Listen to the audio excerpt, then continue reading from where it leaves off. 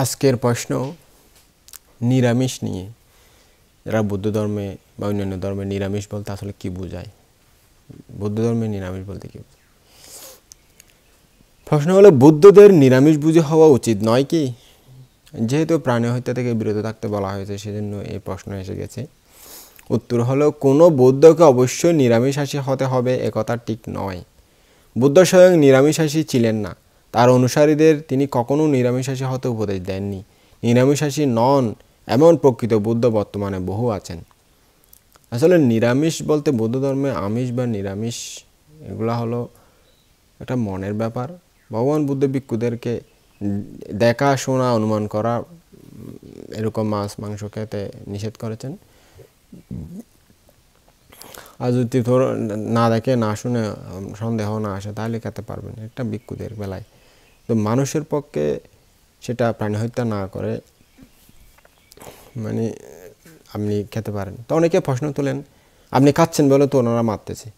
তো বুদ্ধ ধর্ম তো চিত্ত চেতনাহাং বিক্ষেপে মঙ্গল, আমি তো ওকে মারতে বলিনি, আমার জন্য ও অনেকের জন্য মেরেছে, সেখান থেকে আমি নিয়ে খাচ্ছি আর কি। ও খার জন্য, কারো তো নির্দিষ্ট করে কারো জন্য মারে নাই। সেজন্য আর একটা কথা হলো, নিরামিষ আমিষ এটা বৌদ্ধ ধর্মে যে কোনো কিছু আপনি যদি লোভ চিত্ত নিয়ে, আসক্তি চিত্ত নিয়ে খান, সেটা সাক্ষক, সেটাকে বৌদ্ধ ধর্মে এক প্রকার আমিষ বলে। আর নিরামিষ হলো আপনি যদি নির্লোভ চিত্তে স্মৃতি সহকারে এগুলো শুধু আমি জীবন ধারণের জন্য খাচ্ছি, আমার এই শরীরটা বাঁচানোর জন্য খাচ্ছি, এই চিন্তা নিয়ে খান, সেটা মাছ মাংস হোক, সেটা নিরামিষের মধ্যে পড়ে বৌদ্ধ দৃষ্টিকোণে।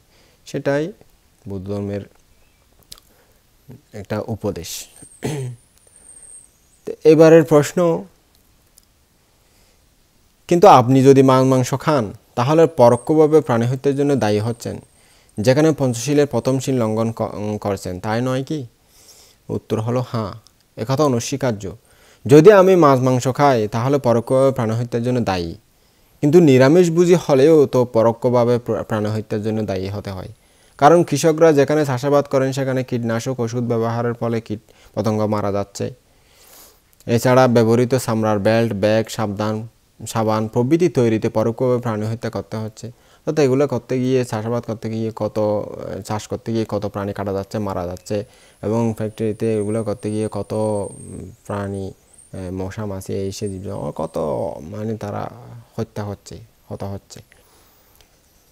এটা বলা হয়েছে। অতএব প্রকৃতপক্ষে প্রত্যক্ষ কিংবা পরোক্ষভাবে প্রাণী হত্যা না করে বেঁচে থাকা সম্ভব নয়। তাই চতুরার্য সত্যের প্রথম সত্যে বলা হয়েছে যে বেঁচে থাকাটাই দুঃখজনক, অর্থাৎ জন্ম নেওয়াটাই দুঃখজনক। জন্ম নিলেই এই মানব সমাজে এই পাপ মুক্ত থাকা খুবই কঠিন। তাই জন্মকে দুঃখ বলা হয়েছে, শরীর ধারণকে দুঃখ বলা হয়েছে, এই ত্রিভুবনকে দুঃখ বলা হয়েছে। এজন্য পঞ্চশীলের প্রথম শীলে প্রাণী হত্যার জন্য সরাসরি দায়ী হতে বারণ করা হয়েছে। এখানে সরাসরি কথাটি গুরুত্বপূর্ণ। প্রাণী হত্যার বিষয়ে প্রাণী হত্যা হলো কি না তার চাইতে প্রাণী হত্যার জিজ্ঞাসা চেতনাকে অধিকতর গুরুত্ব দেওয়া হয়েছে। এটি প্রথম শীলের কুশল ব্যাখ্যা।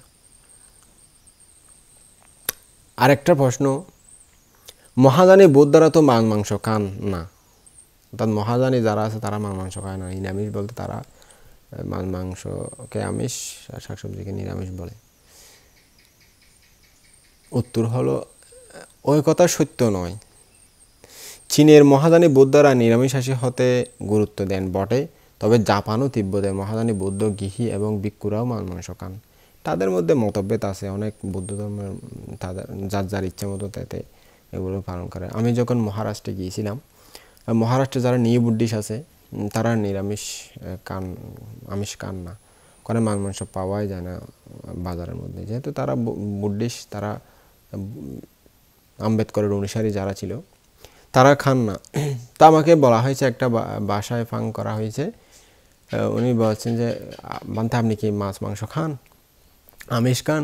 আমি বলছি হ্যাঁ খাই। তো ওনারা কী বলছে কি জানি, মারাঠি ভাষায়। তারপর আমার জন্য মাছ রান্না করছে।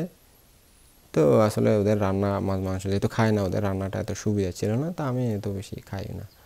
তো যাই হোক, তারা আমাকে কয়েকটা প্রশ্ন করেছিল। তা আমি বলছি না এরকম না, এরকম। আমি দু একটা হিন্দি জানতাম, দু একটা ইংলিশে একটা বলেছিলাম, আমি তেমন তাদের ভাষা বুঝি না, জানি না তারা কি মনে করেছিল। আচ্ছা যাক, সেরকম আর কি। বৌদ্ধদের মাংস খাওয়া উচিত না এ সম্পর্কে আপনার মন্তব্য কি? উত্তর হলো, মনে করুন কোনো ব্যক্তি নিরামিষভোজী হওয়া সত্ত্বেও জীবনাচরণে স্বার্থপর, অসদাচারী ও সংকীর্ণ। অন্য একজন নিরামিষভোজী নয় কিন্তু সদাচারী, ত্যাগী, করুণাপরবশ ও দুজনের মধ্যে বৌদ্ধ হিসেবে কে উত্তম? তিনি বললেন, জীবনাচরণে যিনি সদাচারী তিনি অবশ্যই অপেক্ষাকৃত উত্তম হবে, অর্থাৎ তাকে উত্তম বলা হয়েছে আচরণের দিকে। তো তাকে কেন উত্তম বলা হবে? কারণ ওই ব্যক্তি আমিষভোজী হলেও সদাচারী, শুদ্ধ পবিত্রভাবে জীবনযাপনকারী, সেজন্য। আচ্ছা, প্রকৃতপক্ষে এই বিষয়টি প্রধান বিচার্য বিষয়। তাহলে একজন নিরামিষাশী যেমন সদাচারী হতে পারেন, একজন আমিষভোজী তেমনি সদাচারী হতে পারেন। বুদ্ধ তার হিতোপদেশে মানুষের চেতনার উপরে সবচেয়ে অধিক গুরুত্ব আরোপ করেছেন। জাগতিক জীবনে সব কিছুই আপেক্ষিক, এখানে চূড়ান্ত চরম বলে কিছুই নেই। বিষয়টি শ্রেষ্ঠ বিজ্ঞানী আইনস্টাইনের আপেক্ষিক সূত্রের সঙ্গে সঙ্গতিপূর্ণ, যা বুদ্ধ দর্শনে মাজ্জিমা প্রতিপাদা বলা হয়, অর্থাৎ মধ্যম প্রতিপদ হিসাবে ব্যাখ্যায়িত করা হয়েছে।